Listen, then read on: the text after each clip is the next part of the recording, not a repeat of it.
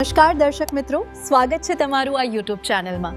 જો તમે ચેનલ પર નવા હોય તો ચેનલને સબસ્ક્રાઇબ કરવા વિનંતી। ધન્યવાદ। નમસ્કાર મિત્રો, આવો આજની આ ખાસ રજૂઆતમાં આપણે એક એવી સફર પર જઈએ જે સીધી આપણા હૃદયને સ્પર્શે। આપણા પહેલા વિભાગથી શરૂઆત કરીએ, માતૃપ્રેમની કથા। હવે એક સવાલ વિચારવા જેવો છે। જ્યારે ખરેખર કોઈ આકરી કસોટી થાય ત્યારે માતાના પ્રેમનું સાચું માપ શું હોઈ શકે? જરા કલ્પના કરો, એક બસ સ્ટેશન છે, બાંકડા પર બે સ્ત્રીઓ ઝઘડી રહી છે, અને ઝઘડો શાનો છે? એક સુંદર મજાના બાળકના હક માટે। બંને સ્ત્રીઓ બૂમો પાડીને કહે છે કે આ મારું બાળક છે। મામલો એટલો બધો ગરમાય છે કે વાત છેક કોર્ટ સુધી, ન્યાયાધીશ સુધી પહોંચી જાય છે।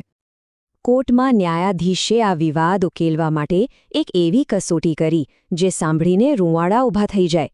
તેમણે સીધો આદેશ આપ્યો કે એ કામ કરો, આ બાળકના 2 ટુકડા કરી દો અને બંનેને અડધો અડધો ભાગ વહેંચી દો। ભાઈ, આ સાંભળીને પેલી ખોટી સ્ત્રી તો એકદમ ચૂપ રહી ગઈ, જાણે એને આ નિર્ણય મંજૂર હોય। પણ જે સાચી માતા હતી ને, એ ધ્રુસકે રડી પડી। તેણે ન્યાયાધીશને કરગડતા કહ્યું કે સાહેબ, ભલે બાળક પેલી સ્ત્રીને આપી દો, પણ મારા બાળકના ટુકડા ન કરશો, એને જીવતું રહેવા દો। જુઓ, આ છે માતૃપ્રેમ। સાચી માતા પોતાના બાળકના જીવ માટે, તેને કાયમ માટે જતું કરવાની પણ તૈયારી બતાવી દે છે।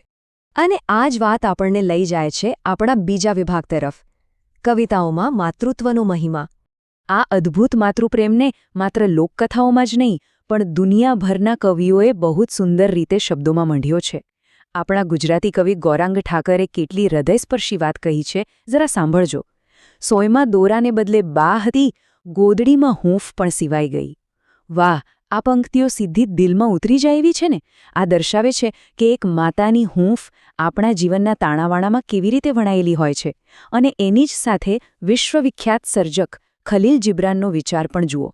તેઓ કહે છે કે તમારા બાળકો માત્ર તમારા નથી, તે તો જીવનની પોતાની ઝંખનાના સંતાનો છે। એટલે કે માતૃત્વની આ ભાવના કોઈ એક ભાષા કે સરહદની મોહતાજ નથી, એ તો આખી દુનિયામાં એક સરખી છે, એકદમ સાર્વત્રિક। તો હવે આ સાર્વત્રિક પ્રેમ પરથી જ આગળ વધીએ વિભાગ 3 પર, મધર્સ ડેનો ઇતિહાસ। આપણે સૌ મધર્સ ડે ઉજવીએ છીએ, ખરું ને? પણ આંતરરાષ્ટ્રીય સ્તરે આ દિવસની શરૂઆત કેવી રીતે થઈ એ જાણવું બહુ જ રસપ્રદ છે। ચાલો થોડા પાછળ જઈએ। 1864માં અમેરિકામાં એના જાર્વિસનો જન્મ થયો। 1905માં તેમની માતાનું અવસાન થયું। પોતાની માતા પ્રત્યે એનાનો પ્રેમ એટલો બધો હતો કે તેમની યાદમાં 10 મે 1908ના રોજ એણે પહેલીવાર એક સ્મારક સભા યોજી। અને બસ આ જ મધર્સ ડેની પ્રથમ સત્તાવાર શરૂઆત માનવામાં આવે છે। પછી તો તેમણે સરકાર સાથે સતત પ્રયાસો કર્યા, અને એ અથાક મહેનતનું જ પરિણામ છે કે 1911 સુધીમાં અમેરિકાના તમામ રાજ્યોએ તેને રજા તરીકે જાહેર કરી દીધી। એટલે કે એક દીકરીનું પોતાની મા પ્રત્યેનું સન્માન એક આખી વૈશ્વિક પરંપરા બની ગઈ, જે આજે પણ આપણે મે મહિનાના બીજા રવિવારે ઉજવીએ છીએ।